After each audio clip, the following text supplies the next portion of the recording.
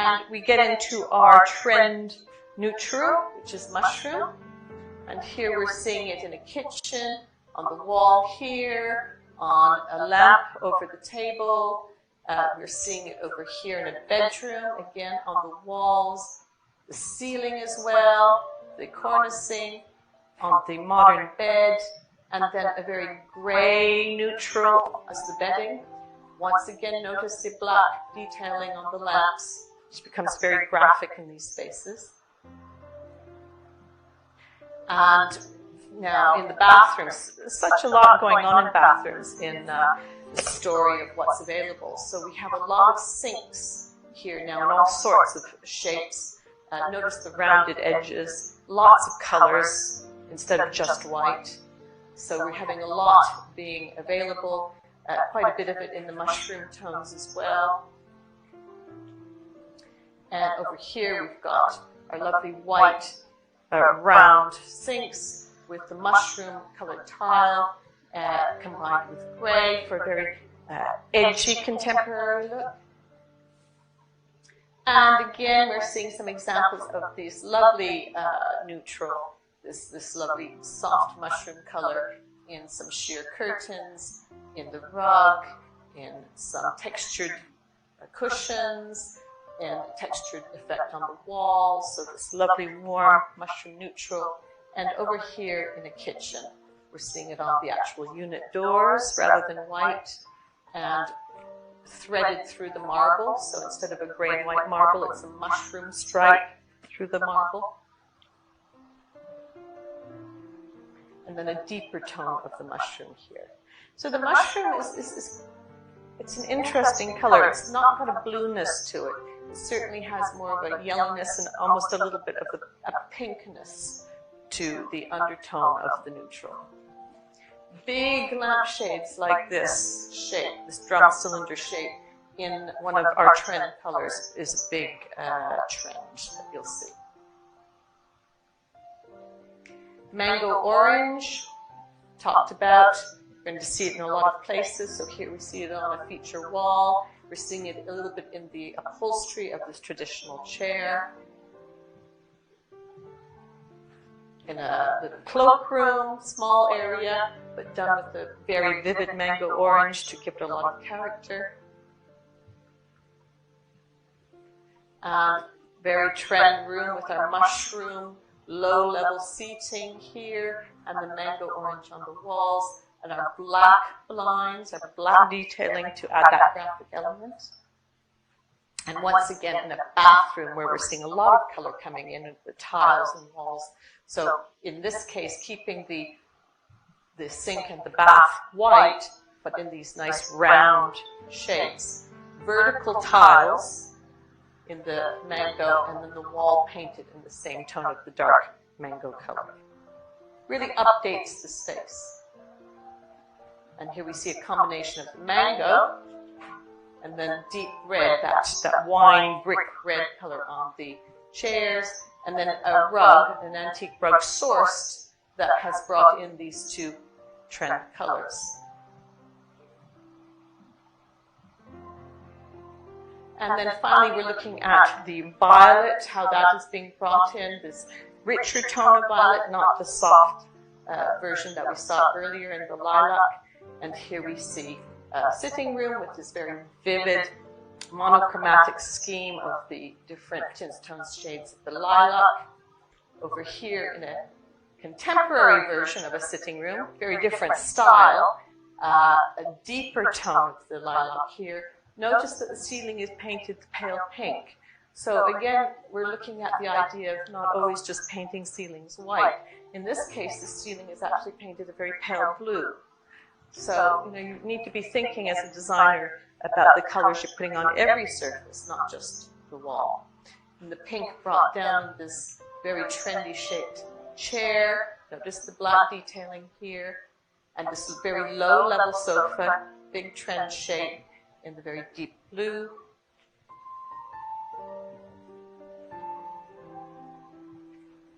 And over here we have an analogous scheme.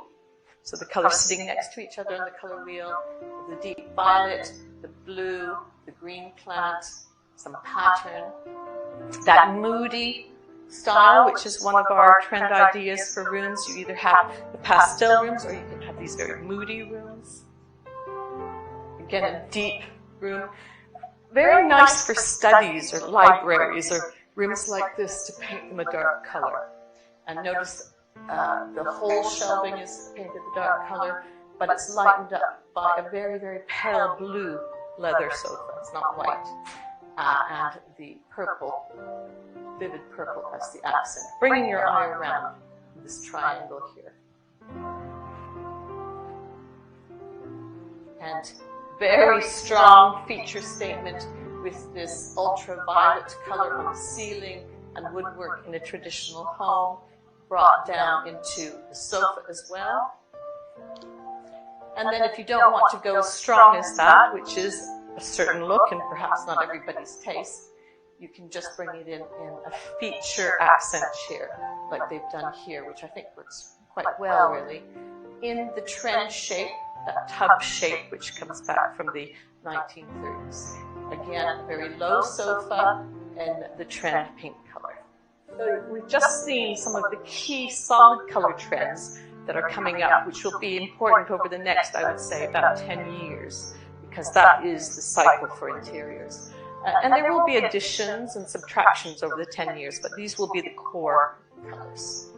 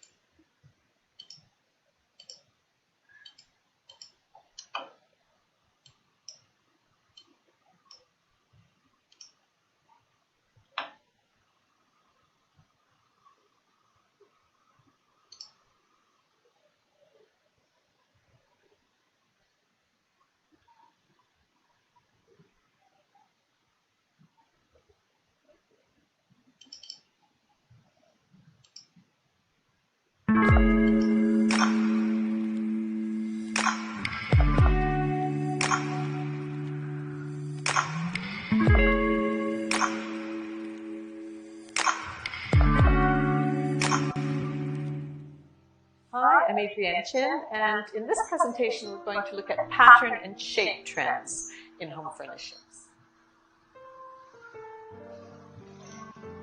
So the first trend we'll look at, which I've alluded to, is geometrics. And in this case we're going to look at geometric shapes which are coming through into home furnishings product. So this is a room that was designed for the Milan Furniture Fair last year, and this was a room where they were going into to have tea and coffee, to have a little bit of a break. And you can see some of the pattern and shape trends just in this particular space. For one thing, you will notice the shapes painted onto the walls, the triangles, the inverted arch here, the circle, a circle over here. Notice the verticals here in the curtain, which gives this lovely stripe effect. And this big trend in upholstery, where you'll see a vertical padded back to seats and to chairs, sofas, things like that. You'll see it here as well on this little counter, the padded upholstered front. Very reminiscent of the shapes and styles and patterns in 1930s design, Art Deco design. So over here, we have a study, and what I want to point out here, you see your Klein blue here, but what I really want to point out is what's happening on the ceiling. This hexagonal shape, black and white, and here we have the square, striped square in the center. But this hexagonal shape is a huge trend in product. Here we see it on a piece of artwork, these shapes here. You're going to see it a lot in a pattern that we're going to look at. Here we see it in a speaker. So that's how important it is that companies are manufacturing the shape now in product. Wallpaper. See there? All right, and here you're seeing the shape in these tiles in the bathroom, and terracotta shape in the tiles in the floor. So familiar materials, but now in this trend hexagonal shape. Now over here we're going to see the idea of broken blocks and rectangles. You're seeing it in a rug used as a wall hanging. You're seeing squares with broken circles like this, very big idea. Squares with broken bits of rectangle as an element. So you'll see these kind of broken type of geometric shapes, especially in tiles and rugs. I just want to point out the cushions down here. We're going to be looking at triangles shortly. So triangles are showing up quite a lot as one of the key geometric shapes. Here we see our black and white, which I've mentioned, huge in accessories and rugs, and here we see it on wallpaper. Over here in this diamond pattern on rugs, and in a zigzag pattern on a cushion. Works very well with these pale lilac colors, all these pale colors, and just sharpens them up. Here we have on a rainbow sofa our zigzag pattern. Here a smaller zigzag on this cushion, and we have our stripes. So a lot of these patterns being used. And then in a more classic zigzag on this upholstery here, and we have our other zigzag here. The broken tile effect here with triangles adds interest into a small kitchen, and a wallpaper here in this very kind of grayed lilac with pale pink walls. Notice the lilac ceiling instead of white. We've got a very round shaped chair and the inverted arch lamp. So everything there is very on trend. A zigzag black and white upholstery here with our fan shape. This was a very classic shape in 1930s Art Deco design, this fan. So we're starting to see that come out. And we have our big, huge broken diamond effect on the wall here, and our hexagonals in the rug. So now we're seeing some of these solid colored trends, like our mushroom here, but now with the pattern added. Our smaller hexagonal tiles in the kitchen, and larger in this kitchen. Sometimes what is a nice detail if you have a white tile is to actually the grout used as a black, and that will show the shape of the tile better.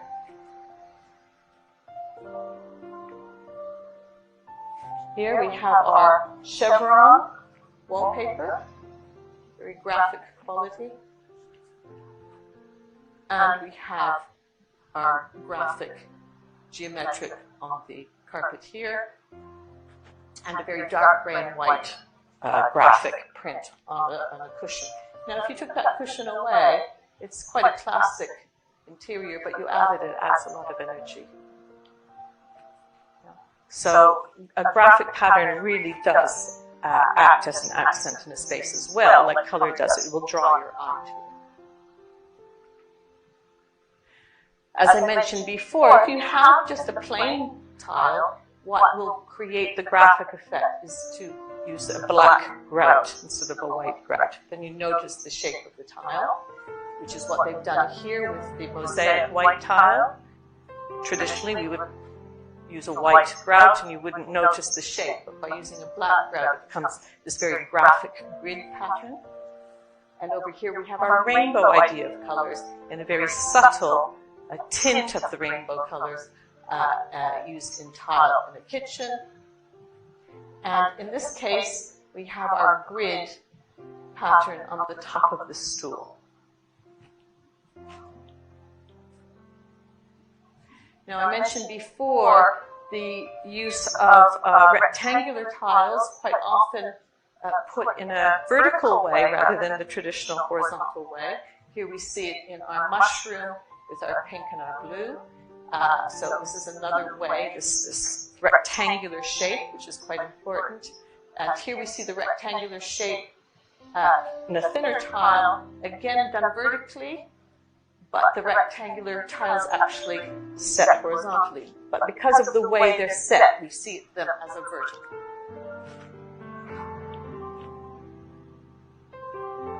Wallpaper and fabric. Now, what's a lot of interesting things happening here. Again, we have circles, broken circles here, small scale, very, very much influenced by patterns and fabrics of the 1930s. This is actually a pattern that was used in the 1930s that has been revived for our current trends. These are patterns that are very much influenced by 1930s fabrics as well. And I mentioned the fan shape. So here we have been on tiles that have been put into a living room. So we're seeing this fan idea, which is an important trend shape. And this was a room that was put together for the Milan Furniture Fair. Again, another room that people could sit and relax. And it was designed around the idea of an old classic train car, luxury train car. So here we have the patterned wallpaper. They're feeling very much like early 20th century Art Deco pattern, and the very small pattern fabric on the upholstered furniture.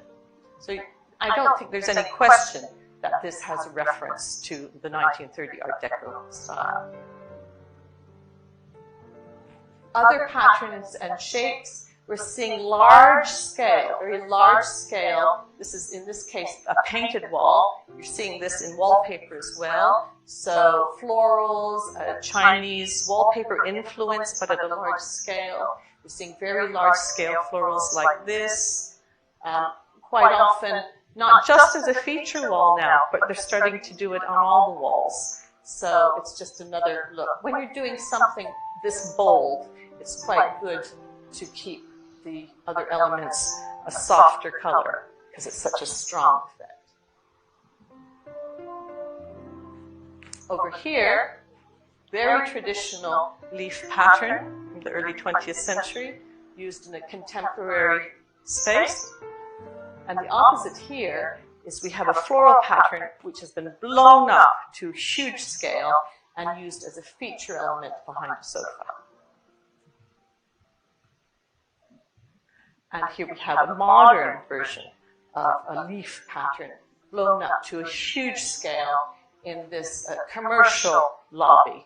And you can see how striking that is, and it's brought through to some artwork here.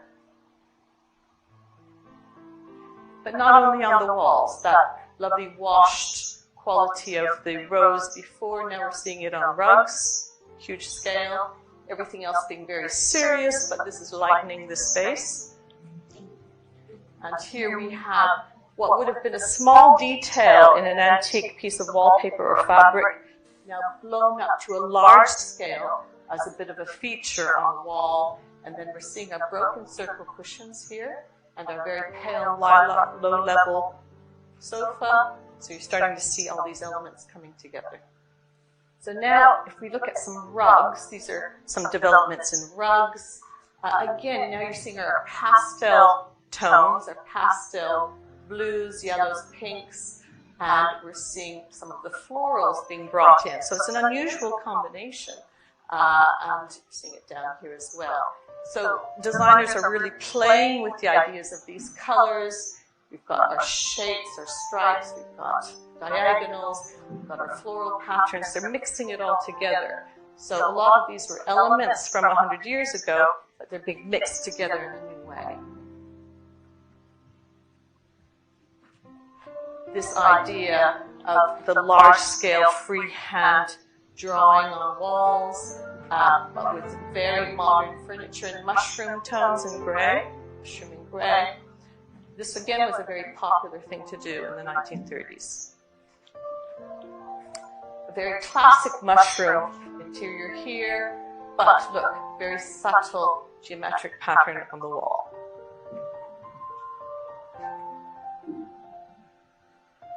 Again, you know, so pattern doesn't have to be really bold. This is an animal print graphic in a large scale, just enlivening the wall slightly in a very subtle way. And then this is an enlarged version of a stylized forest scene, like it's painted, and this can be printed on wallpaper and then put on a wall for a very delicate feeling.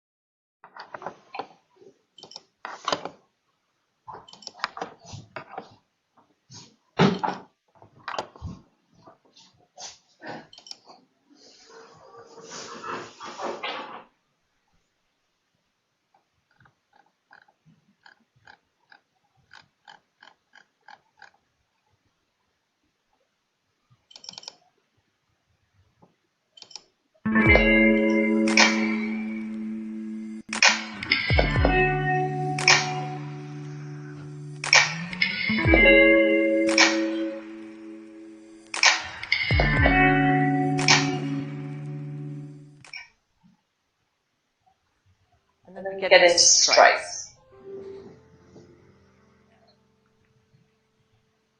Now here we're seeing not only stripes in the vertical window, where your eyes don't see that, but we're going to see a lot of black and white stripes. Here we have our screen. I mentioned screens are coming in fashion. So notice how the stripes really counteract these solid colors in a very circular table, mirror, not quite circular, but like a rounded square, circular holes, circular painted effects on walls, circular elements on lighting, very rounded chairs with the satellite legs, so all very rounded rather than edgy. And here we see some freestanding screens in the arch, overall arch shape, but then with 3 glass circles inside. And then furniture like this coffee table, which is based on the idea of a wagon, but we've got circular sides to it. And little side tables that are these almost like a dumbbell type of design, and copper, and dark wood, light wood, but again you're seeing these circles. Rugs. Now, the designer Patricia Urquiola has done some amazing exploded version of rugs. So this is a circle that's been exploded out. So you're seeing rainbow colors and circle and circle. It's like they've blown out the original circle. Here, and she's playing with these circular shapes. And the tints, tones, and shades of blue. And again, an exploded circle going into a very long carpet in our trend colors of the pinks and mango. And we're going into arches now, another big trend shape, these arch shapes. So another seating, eating, drinking area at the Milan Furniture Fair, and here we're seeing the arch shapes that were brought along into the design of the space.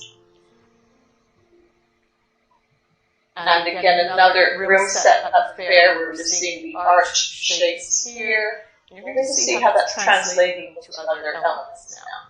So here we've got glassware, where we're seeing the inverted arch shape here. And in lighting, we're seeing the arch shape of lighting. And in the screen, again, screen's very big, very Art Deco style here, but we're seeing our arch shapes.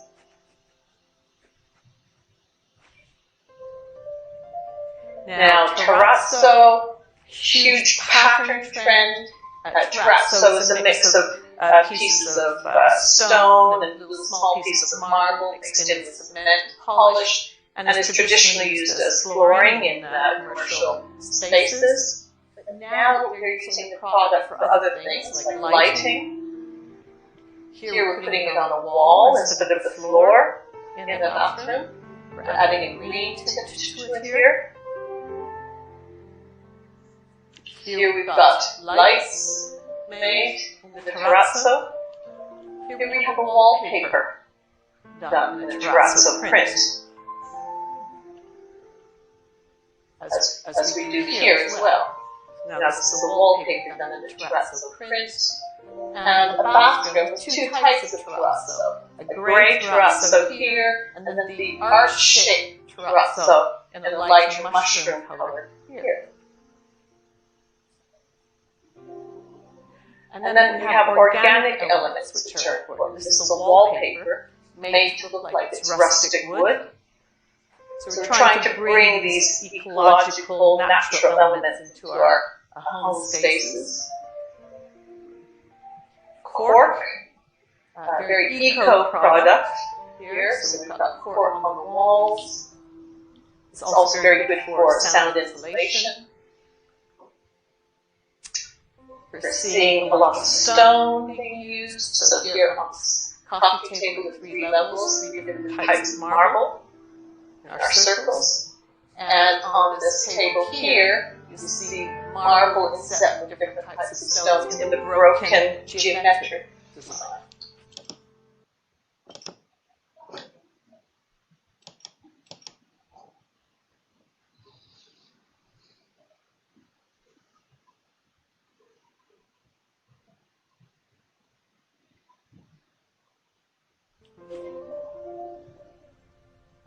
And rugs. Again, rugs, a lot of interesting things happening. So these are woven rugs, but they are looking like exploded stone.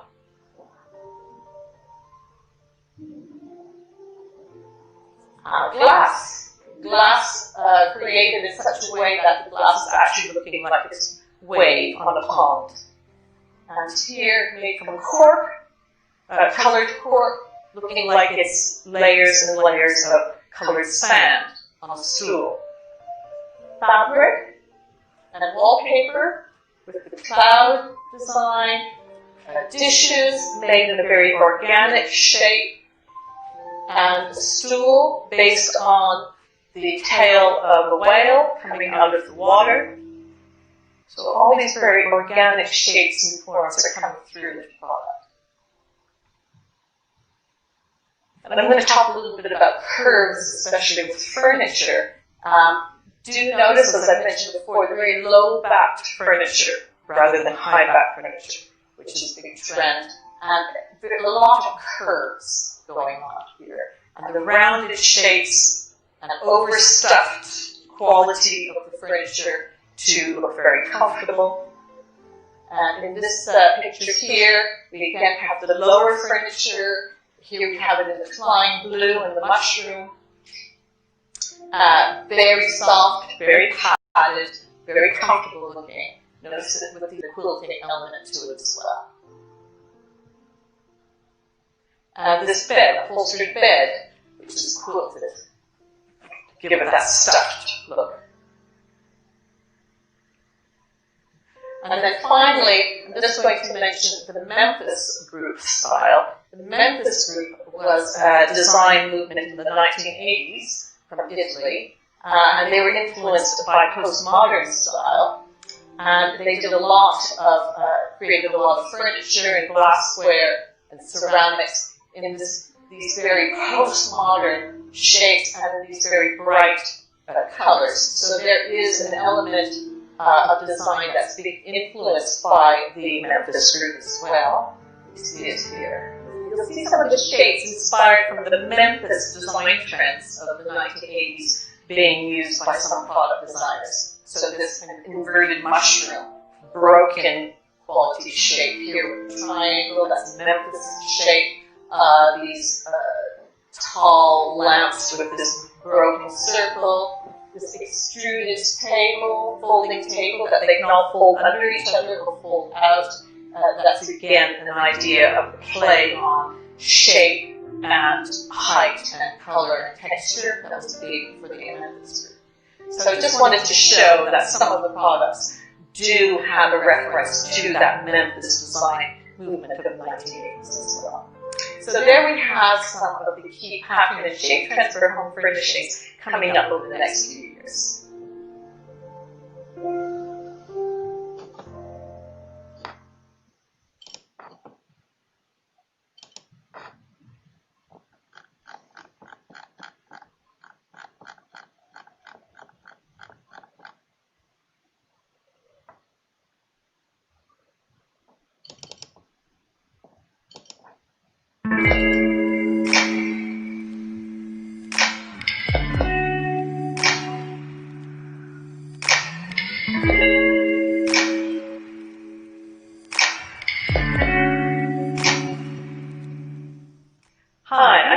And in this presentation, I'm going to talk about how texture affects color and creates interesting interiors.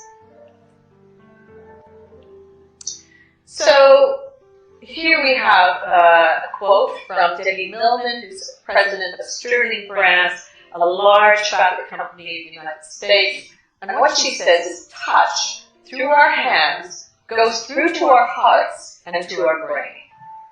The more textural that experience is, the more likely somebody wants to continue the engagement with that piece of textile. So it's very important when you are choosing fabrics and you're showing them to clients that you and the client must be able to feel them. Because it's only by understanding the texture that you will understand how that fabric will perform and will look in the interior space.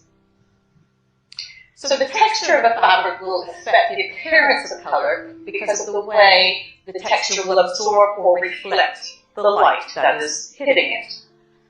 So playing with the way that different textures reflect or diffuse or absorb light can help to bring added depth and character to your interior space, especially when you're using neutrals or achromatic room designs or monochromatic, where texture is so very important in a way to bring character to the space. So if we look at this room here, we see a lot of dark blue, but we have a dark blue velvet on the sofa and a dark blue lacquered paint on the wall. They're the same tone, but because velvet absorbs light, this will look softer, and because a shiny finish like lacquer reflects light, it will look deeper. So you can see how even though they're the same color, because of the texture, the difference in the texture, we will perceive these colors differently.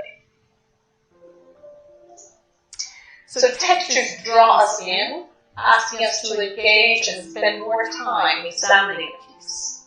Rough textures are active, calling out to the viewer for interaction. Smooth textures can create a sense of quiet, restful luxury. And that's a quote from Tom Wright, who is the director of advertising and design at a company called Neiman Paper in the United States. So here we see a picture of a lovely bed, and we have our very soft textural fabrics here. And we have a very soft light linen and velvets, and it's all very inviting, and it draws us to this bed, which feels like it will cocoon us in comfort. Now, texture and sheen control the amount of reflected light and color an object sends back to our eyes. So we see in this kitchen here that the surfaces are all very reflective.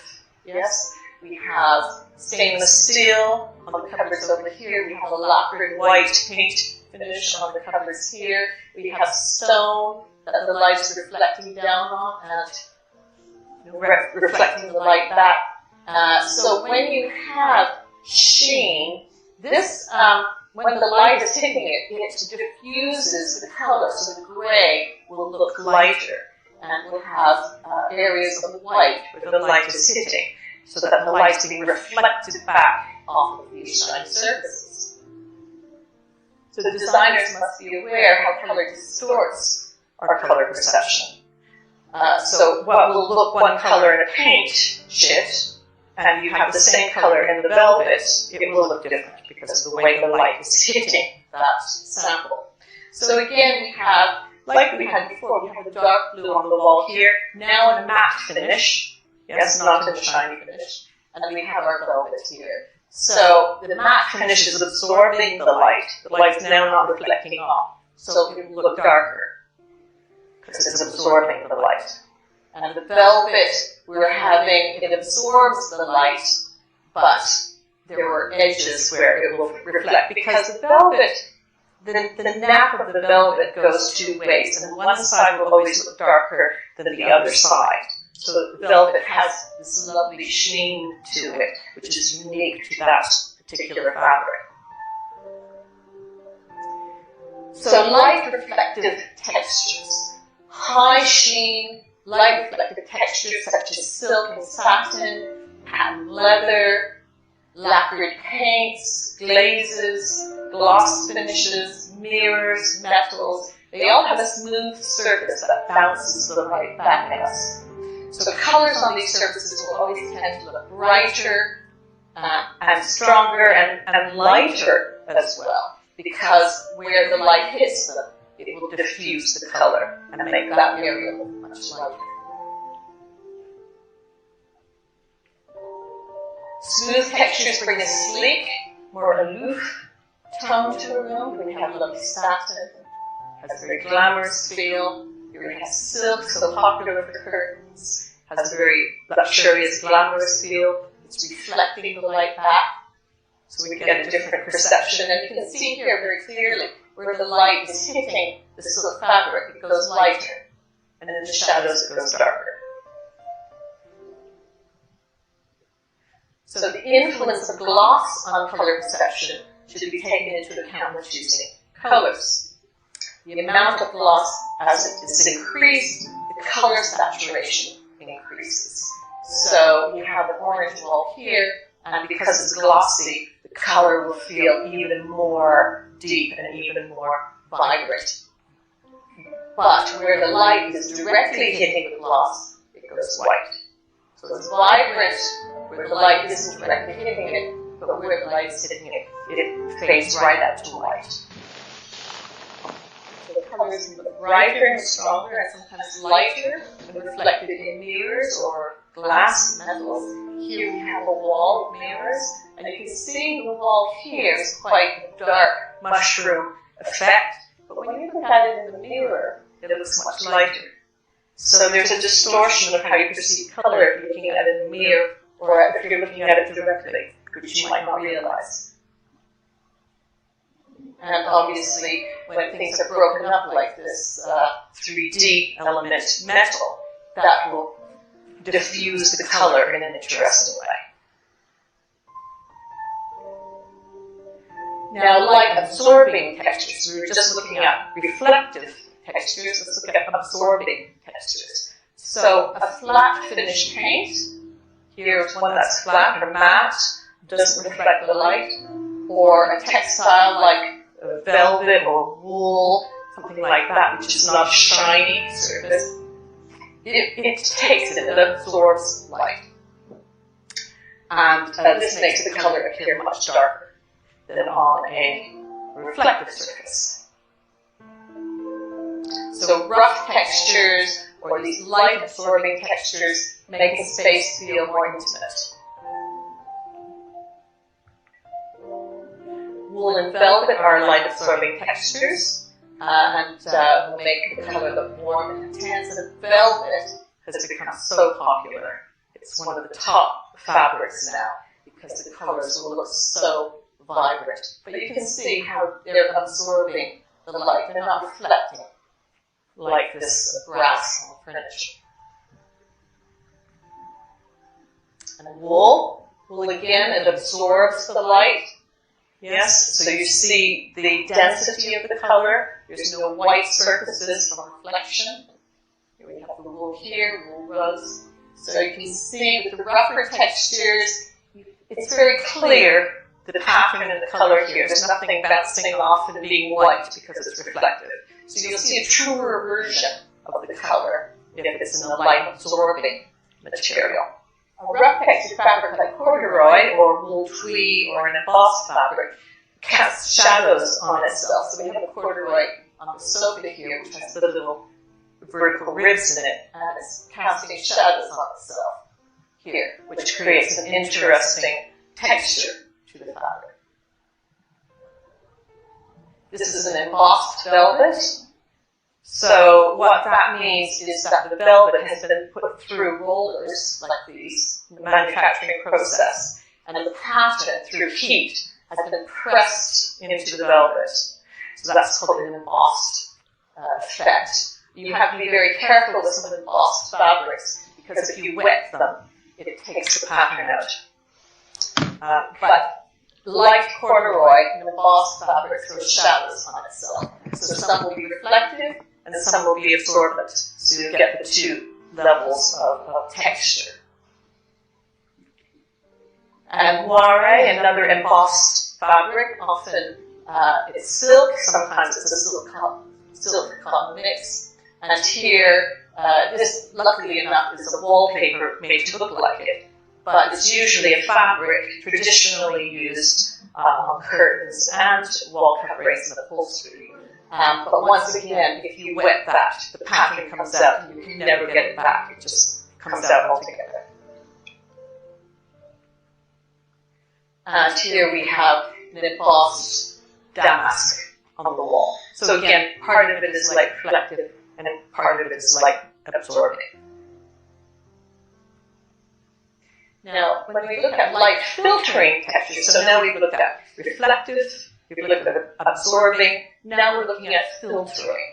So light filtering textures like wall and sheer fabrics permit light to travel through them and create a very diffused light in the space. So they add softness to a room, and you can create a sense of drama as well if you use them in certain ways. So here it's really diffusing the light and adding a nice soft quality of light in the space. But if you use them as bed drapery, in this more dramatic effect, it's no longer quite as soft and diffused, but creates a very unique kind of look for a bed. And here, what we have is actually a sheer fabric which has little threads, like string threads that's woven into the sheer fabric, so that you see the pattern of the string thread and the sheer coming out through the light. So you can get some lovely sheer fabrics now which have elements like this woven into the sheer, and you only notice the effect when it's lit. So that's an interesting thing, and used very effectively here as a room divider.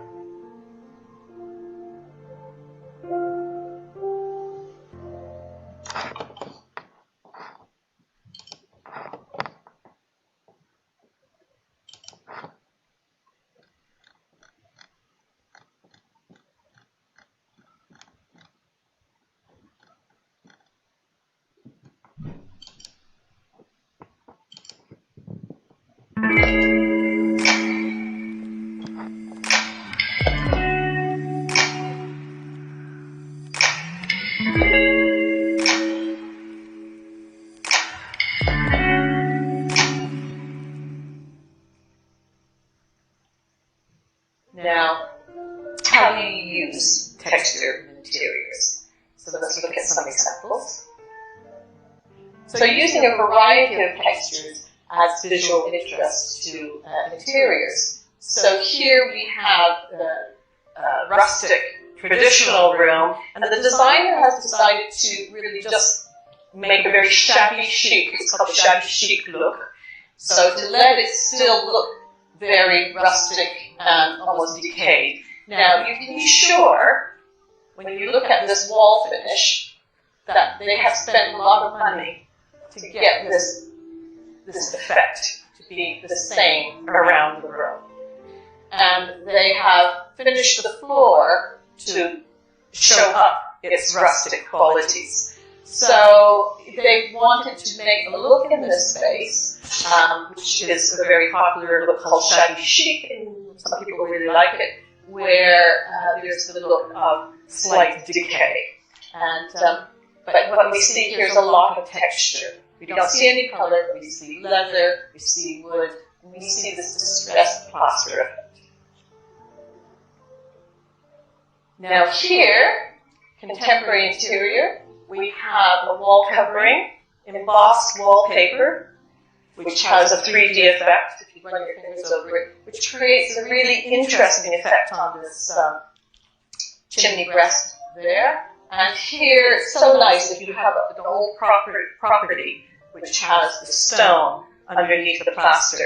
Sometimes you take the plaster off and show the stone underneath or the brick underneath because it adds a lovely textural quality to the space. And in chromatic interiors, I mean, you really, really have to use texture. So here we have a paint effect to make the wall look like concrete, and we have this very huge effect. Wool cushion on this chair, quilted chair. We have this wool throw. We have a large knitted wool cushion there, and we have these sheepskin rugs and the wool rug here. So you're seeing a lot of different texture in this grain light wool. Another achromatic room scheme, which are very popular, but again, to keep the interest, we have marble, which has been used on the wall, so it gives us a little bit of a pattern. We have very comfortable fabric here. We have a dark, quite rough textured tile on the floor. So, and we have a diffused light coming through the window treatment here. So different textures once again. And in monochromatic interiors, again, because we don't have that accent color taking our attention, we really, really have to use texture to bring interest to these rooms. So this room here, this is a room of achromatic with neutrals. So we've used a lot of texture with the wood and the leather. Over here we have monochromatic blues, and we have the velvet with the fur. We've got velvet cushion here, and we have the matte blue on the walls. But notice that it's all lined up with some sheen, the glass. So everything here is quite matte, but the matte brings that reflective quality into the space. So texture also adds a visual diversity to multicolored schemes. So there's a lot of color going on here. We have blue and orange, which are complementary, but we also have the yellow. We also have some blue-green over there. We have the gold showing up as well. So there's a lot of color going on. But what's also adding a lot of interest to the space are the textures. So we have a very fuzzy white rug. If that was a colorful rug, I think it would be too much for the room. You need to rest your eye a little bit in this space. So we've got the white down there. We've got shine on the walls. So remember, if it's a shiny surface, it will reflect light around, which will soften down some of that color. We have leather, which is shiny as well. We have light diffusing textiles at the window to let the light come in a soft way. So this designer has thought about mixing matte textures with shiny textures with light diffusing textures as well. Now, it's quite interesting, I think, in the space to play very much with rough and smooth textures. So in this warehouse conversion, they've decided to keep the ceiling the rough concrete texture that it was as a warehouse, but make the rest of the surfaces very sleek, contemporary, and smooth. And what happens is that there's a really interesting juxtaposition between the two elements. And it makes this quite sculptural, and it makes this feel very sleek because they're so different from each other. And another way to bring texture into an interior are through architectural elements. So this is more often in traditional properties, if you're working in traditional properties. And in this case, you have the pillars, the Corinthian columns, you've got banisters on the stairs. These are all architectural elements. You have detail on the fireplace here, some detail there. These, like the embossed fabrics in corduroy, they reflect light upon themselves because they've got ridges and curves and all of this. So you get dual elements in architectural features, where some of them are taking shadows and some are reflecting back. So that's another way of adding texture to an interior. Now, it doesn't just have to be fabric or architectural interiors. You can bring texture in with furniture as well.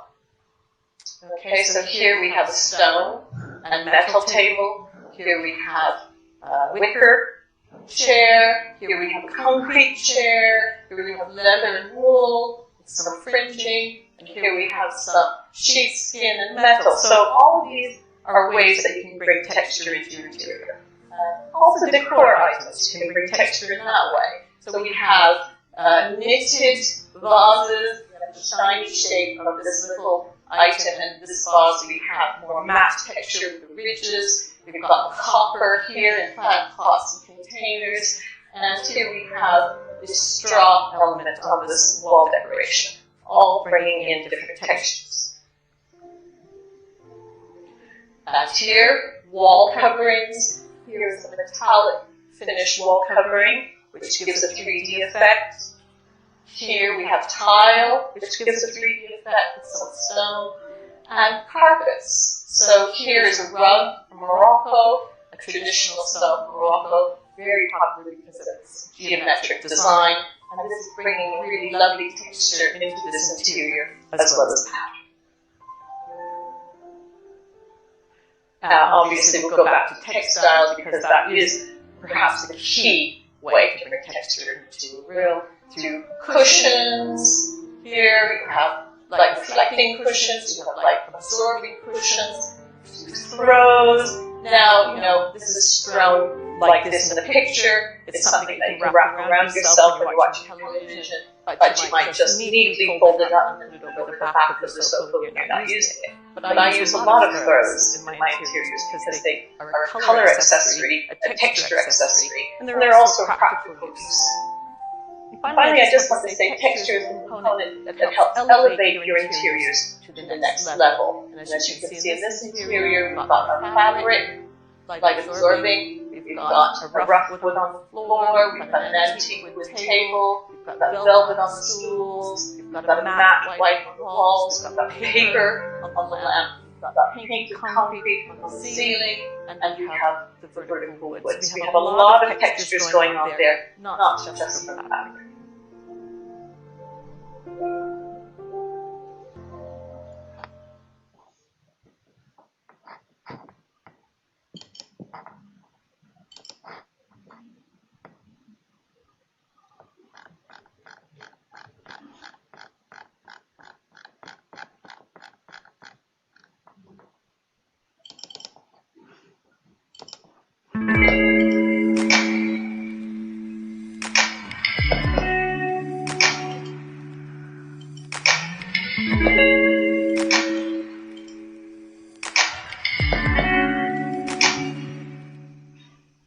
Hello, I'm Adrienne Chin, and in this presentation, we're going to talk about color and texture concepts for interiors. So what is a concept? A concept is a mood created by the use of images, colors, and textures. It helps designers access the heart and the soul of a design. A concept will help a designer remain objective. It will help the design be cohesive so that you're not going off in the wrong direction. It will introduce the designer to new ideas. And it helps the designer prevent repetition of a design. So it helps you from doing the same design over and over again from one client to the next client to the next client. So the concept is the very first step that you take in the creative development of your design. It's the inspiration for your proposed scheme, and it will help you develop a decorative scheme. It will help you access your creativity, and it will help clarify the mood and the style of your interior. And from the concept, you will also develop your color palette as something that will be appropriate to the type of room and space the client wishes to have. A concept helps the designer find ways of inspiring creativity. It will help you develop proposals that are appropriate to the client's needs, and it will give you a clear direction for the design of your project. It will give you a map, in effect, that you can use for your project. So where does a designer find inspiration for your concept? Well, one of the first places you want to look are what are the key words that your client is saying to you in the meeting, the first meeting you have. You want to ask the client, what is the kind of mood you want in this space? Do you want it to be sociable? Do you want it to be dynamic? Do you want it to be calm? Do many people use this space? Is this just one or two people use this space? Listen to the type of words they tell you. They might say I want to be very calm and soft and quiet. So these are clues of the type of concepts that you might be looking for. Another place that you might find information for a concept is the architecture and the history of the property. If it's an old property here, for instance, in England, this house was created from a very old barn from the 1300s. So maybe the structure, the old structure of the property will give you some clues to a concept. Another place you might find ideas for a concept is the landscape, the geography of the area. If the house is in a very beautiful natural environment, maybe you can get concept ideas from that. And then the other place that a designer finds inspiration for a concept is through your own personal experiences. So where do you start? Well, the first place is to note down any of the key words that your client might tell you in that first meeting. So for instance, if they say they want a place that's very tranquil and cozy, or glamorous, or social, flexible, contemporary, you make a note of these types of words, because that will help guide you in the direction of the concept. And if you're not sure that the word is quite correct, you might use a thesaurus, which will find you other words that are similar. So maybe the client says, I want it to feel warm, but you might look up the word warm and find the word fiery instead. Maybe that's a better word. So here are some examples of keywords for different types of interiors. So maybe you have a client and they want you to design a spa for them. So maybe some of the words that would be appropriate for a spa would be calm, tranquil, fragrant, pure, escape. And maybe a holiday home. They might be words like breezy, relaxed, natural, cozy, simple. And if you're doing some work for corporate headquarters, maybe they want impressive, solid, trustworthy, reliable, innovative. And finally, maybe a children's nursery. It might be playful, energetic, vibrant, fun, and joyful. So these are all mood words for these spaces. Another way that you might find good words that will help you with your concept is to do mind mapping here. So you might put one word in the middle, like the word warm, and you put other lines coming out, and you try to think of all the other words that might relate to the word warm, like sunny, like cozy, like comfortable, fiery, dynamic. And you put all these words down, and then you can choose the 3 words that for you seem the best words for your client. And here, the history and architecture of the property, you might find inspiration from the architectural features of the property that might give you ideas for patterns in your project. The local landscape, as I said before, maybe your client has a house in a beautiful location. So maybe you will take some pictures of the geography, and you could have inspiration from the colors and the textures of the geographical location.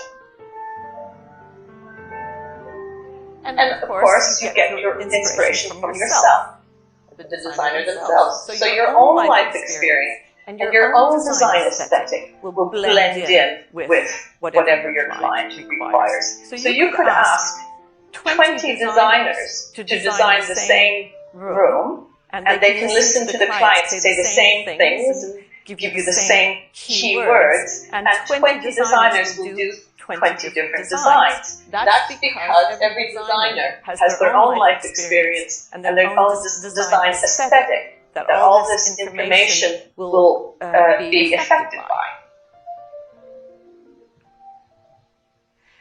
Now, images for your concept board must give you guidance on these 6 areas. You need to choose images that will help you define the style, the mood, the color, the pattern, the shapes, and the texture of what you want to do in that room. And you might say, why is there a picture of a chocolate cake? Well, that's nothing to do with interiors. But the reason is that a concept board, the images on a concept board are abstract. They are not pictures of furniture. They are not pictures of interiors. They are not pictures of anything to do with interior design. They are pictures that stimulate your vision, your appetite. They are abstract images to help you create mood of the room. So you must choose pictures that stimulate the senses, like the sense of smell, of sight, touch, hearing, and taste. How would you translate the information in this picture to an interior? Well, you might see that you have a very neutral interior. It could be dark and moody because it's very dark. It will have some reflective materials because of the shine and some light-absorbing materials. It has rough texture that has smooth. Maybe it has accent red color. Maybe it has some circles. Some tables that are circular. And circular table here. So there's a lot of information in this picture that you can bring to the interior.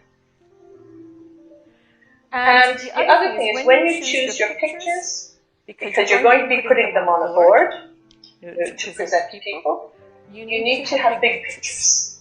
A lot of people will find small pictures, which are nice pictures, but if you put them on a board, A2 size board, and it's a very small picture, it has no impact. So you have to choose big enough pictures. You also want to choose pictures that are more simple, not complicated and busy. Yes? So both of these pictures were taken in a town in northern Morocco that is called Chefchaouen, and it's known for its blue architecture. But here, you can't understand what you need to look at.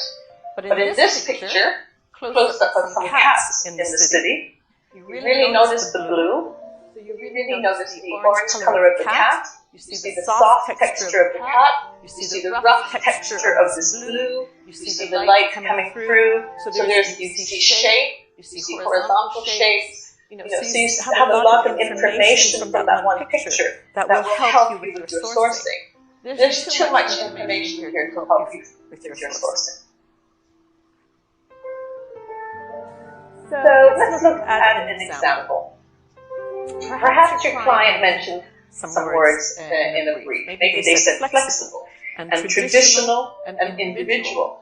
So you need to look for some pictures that express flexible, traditional, and individual. Okay? So you do some search online and you find these pictures. And yes, they show these words, but you need to find pictures which will go well together. And these are all, there's a lot of colors here, different colors here, different something there. They're not really being very analogous with each other. So you keep looking for some more pictures. So here we have flexible, we have traditional, and we have individual. So you can see these pictures mean these things as well, but they are more close up.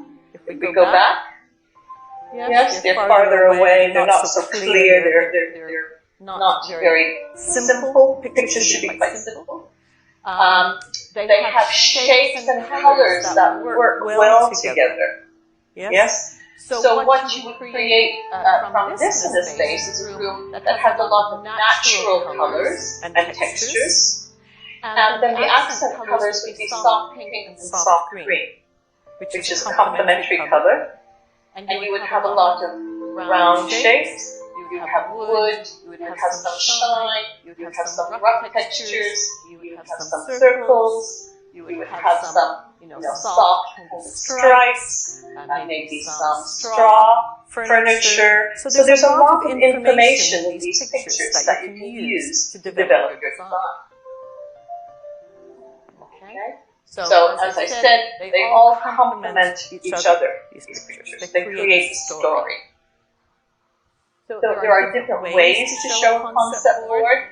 Some designers will create a board with lots of images, or they will pin these images on the wall, or stick them on the wall in their office.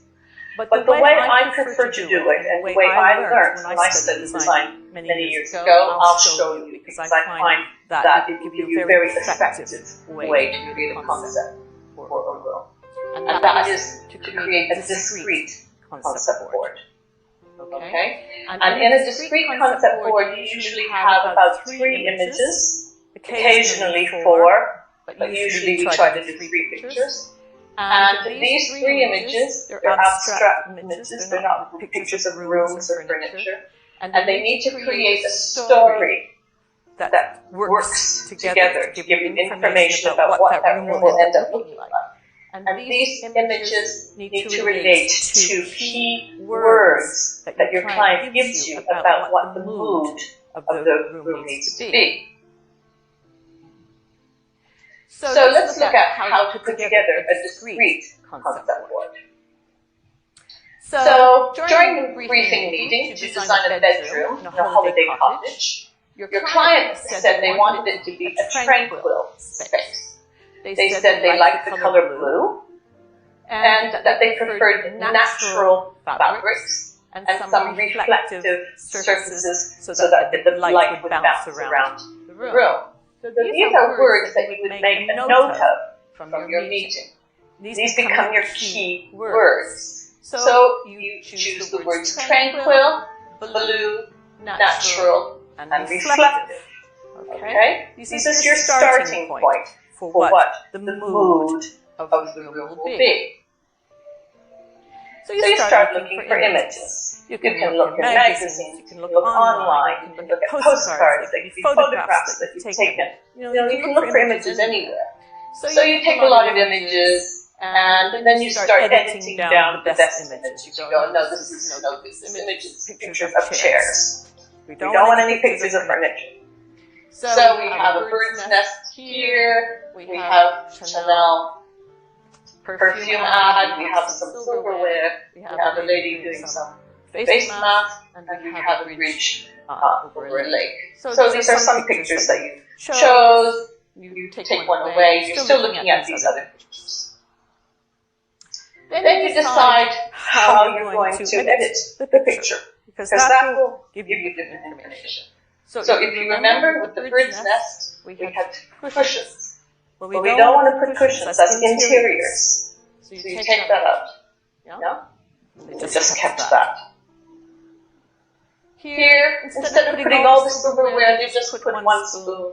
And here they've just taken a little bit of the face mask and the fabric of the towel and the girl's skin, just to give you some color and shape.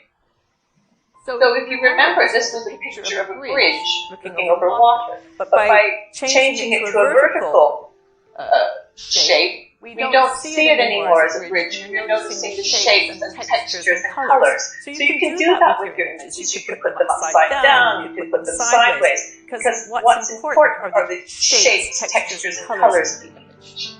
So we put that there, we have that picture of a room here, we have the spoon, we have the bird's nest. We have a little close-up of that Chanel just to show the texture here. We have a little bit of blue they put in. So that's one way you can do it. Or you might take the same images and put them separated. So if we look back at the previous slide, we see all the images are close together. And in this one, we have just separated the images with some white space. They're the same images, but you perceive them differently. So you need to think about how you will arrange your images on your board. So once you've chosen your images, you review your board. You say, do I have too many or too few images? Are the images dull? Are they too busy? Do they work together and create an interesting story that will help me with my sourcing? Do the images give you the direction on color and texture, pattern, shape, mood? And does the concept relate to your client's keywords? Or have you drifted away from the brief? Because it's very important that these concept images relate to the information your client has given you in that first meeting. Then you say, my arrangement of these pictures, does it look good? Or can I do it better? And finally, you think, is there enough inspiration on these pictures, on this board, that will help me create a really original and appropriate design for my client? And then finally, you make your decision, you go, yes, this is the version I like the best. So this is the version that would be my final version of the concept for this client. So just to review, you select your keywords that the client has indicated, you select your images, and I normally look for at least 6 images minimum for each of my 3 keywords. You edit the images, how are you going to cut them? Yes, crop them down. You arrange the composition of the images for your board, you review it, and then you finalize it. This is what you're doing. And why do you do all of that? So you create your lovely board now, and this now is what you take a picture of on your phone, and you have it on your phone every time you're out sourcing for your materials and your furniture. And you make sure that the things that you select will match the ideas, the textures, the colors, the shapes, and the mood of what you have on your concept board. I never show my concept board to a client unless it's a commercial job, like a hotel or something like that. So for a residential client, if you were to show them this picture, they'll say, well, where do I put the bird's nest? Where is the spoon going in my bedroom? So they will not understand that the images are meant to be abstract ideas. And they're just there to help you as the designer create an interesting room for your client. So let's look at an example here. Maybe Lady Gaga is your client, okay? And she has given you some words in the brief. She said sociable, she wants her room to be exotic, and she wants her room to be mysterious. Okay, fine. So you start looking for your images. You go, oh, here's a nice image of sociable. Yes, it's showing people enjoying some tea and some cakes together. Exotic. Well, here we have a lady, she painted blue in a mirror and this heart-shaped bathtub, very exotic. And then mysterious, we have a landscape picture in the nighttime with the purple sky, and you go, okay, this seems very mysterious. So then you think, but I'll have another mysterious picture because I'm not sure which one I like the best. So we have this horse in this stormy sky. So you then decide, this is option one. It gives you an analogous color scheme of purple and pink and blue, and you change it to the horse. So you decide then which of the two options would be better. And personally, I would say this one is better. Gives you more meaningless color. Okay. So you can use apps like Pinterest to create a concept board. There are other apps, I'm sure, where you can find good images, and you can do it digitally. That's absolutely fine, because you're not going to show the board to clients. So you can create a digital concept board. Once in a while, you'll find one image which is the ideal concept for the room. And in 20 years of being a designer, this only happened to me once. Usually I have 3 images. But this was the picture that I found for one client. And this is the actress from the 1950s, American actress Grace Kelly. And I had a client who was a young woman banker, and I was doing her living room. And she wanted a feminine, soft, elegant living room. Those were her words. And I found this picture, and I thought, this is feminine, it's soft, and it's elegant. All in an image that will then help you see what colors are in the image. So here we go. This one is from tineyelabs.com, and I've downloaded the picture. Grace Kelly. It's given me the proportions of the color in the picture, and it's given me codes for those colors. So I could pick these colors out, get paint mixed, find fabrics in these color tones, and create a room based on the colors of that image. And here, just as another example, is a picture from Degas of a ballet dancer. So you see this image and you feel that one image is perfect for your client's room. So you can download the image, it will give you the readout of all the colors in that image and the portions of the colors in that image. It will give you a code, and then you can get some of these mixed as paint, and you can use this as guidance for colors of fabric to choose. So this is another way that a concept image can help you find the colors for your room. And then we have one here of Monet and the water lilies. So once again, download the image that does a readout of the colors, the codes, and again, you can use that to help you with your paint colors and your choice of your fabrics. And Van Gogh. If you want a nice sunny room, we have the sunflowers. Download your image, it gives you the readout, the codes, and again, it will help you with your paint colors and your fabrics. And finally, we have Mona Lisa. So maybe you want to have a moodier room. If your client wants quite a moody, intimate space, and you see the image of Mona Lisa, and you think, yes, that's got all the information I need for my room, for my client. You download it. It prints out the quantities of the colors in that image and which colors they are, gives you a code, and then you can get some of these mixed as paint or use them to help you with your fabric selection. So I want to show you an example that I did a few years ago. So I had some clients. I did a hotel tour in Scotland, a little island off the coast of Scotland. And I used concepts that I took from the island. It was one of these situations where it was a beautiful location. And I took my inspiration from my concept by going around the island and taking a lot of photographs. So here we go. So I went around the island for a day and took several hundred photographs of the colors, the shapes, and textures of the island. And I wanted to then use the information from this to create the concept that I was going to use for the room in the hotel.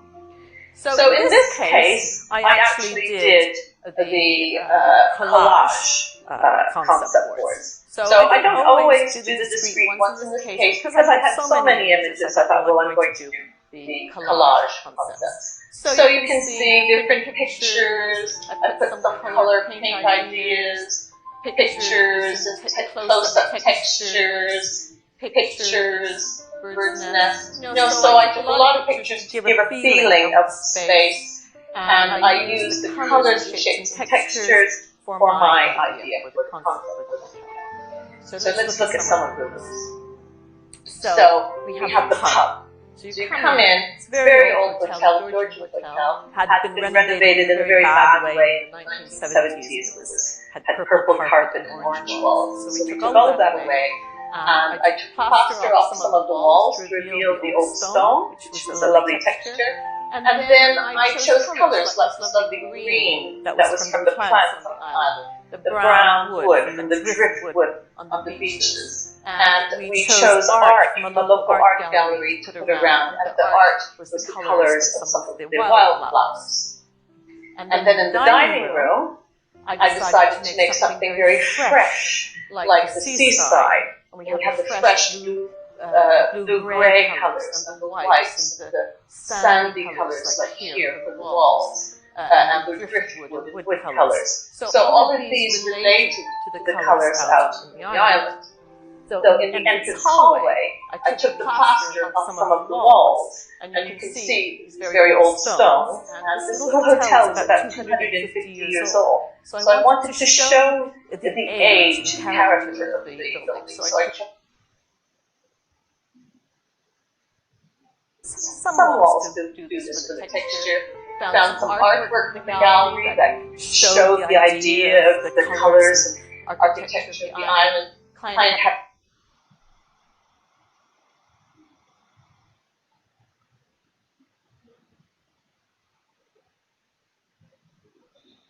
some old chairs we put in. So we did this kind of thing to give this rustic, natural quality. Then upstairs in the hallways, they were very narrow, and there was no room for any furniture. So, if you remember from the lecture of how to expand tall, narrow hallways, I put a dado rail, and I put a darker color above, which helped lower the visual height of the walls, and I put a lighter color underneath, which would visually widen out the walls. And then I put a very bright stripe here on the carpet to give a dynamism to the space. And then we started putting some art on the walls there. So in a case like this where you don't have an opportunity to put any furniture, you can do a lot with color and carpeting and maybe a little bit of art. And in the pub area, there was also this continuation of the pub area where you could eat before you went into the more formal dining area. So I continued the lovely soft green color here. The ceiling had been painted. The ceiling had been a very dark brown color that made the room feel very heavy. So I painted it white to reflect the light coming in, and chose some nice art that had the colors of Scotland. Purple and green Scotland. And this was an old piece of furniture I found in an antique store, and we used it to put the teacups and saucers. And then just off the pub there was a space, a room that you stepped up, and it had no natural light in it. And the client said, we want to use this space for people to sit, but we've tried, nobody will sit here because there's no natural light. It's very dark, and just, they don't like sitting here. So I painted dark ceiling white, and then I said, let's paint the walls a very sunny yellow color. And when I showed them this color in a small swatch, they went, oh, that's so bright, I think it'll be terrible. And I said, well, it won't be because you have such a dark room with so much shadow that when you put yellow there, it will darken. The shadow will darken the yellow. And then if we put dark furniture and mirrors on the wall, it will also help to offset the bright yellow. And I tell you, the mirrors will act as if they are windows, so people will perceive there's more natural light coming in. And the yellow paint will act like it's sunlight. So we did this, and it became the most popular part of the pub for people to sit in. And that was just done very cheaply, with paint, some cheap mirrors, yes, some wood flooring, and the furniture was not expensive furniture.